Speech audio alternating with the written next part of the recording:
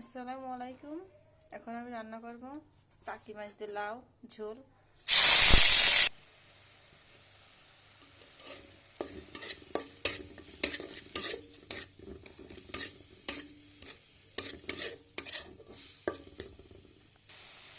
মশলা কষানো শেষ, আমি পানি দিয়ে দিব।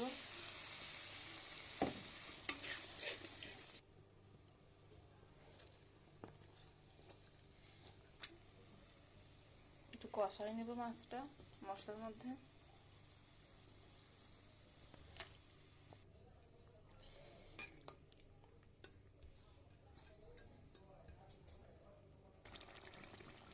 মাছটা কষানো হয়ে গেছে, এবার তুলে নিয়ে লাউটা দিয়ে দিব।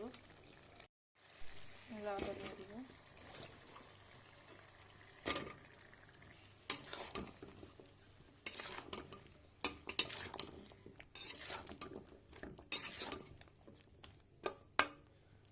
লাউটা আমি 5 মিনিটের জন্য ঢেকে দেব সেদ্ধ হওয়ার জন্য।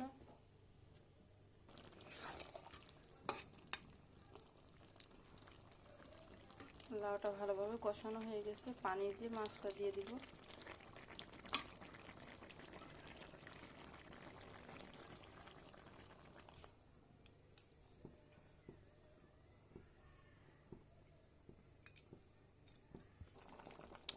জিরা ভাজাটা দিয়ে দিব।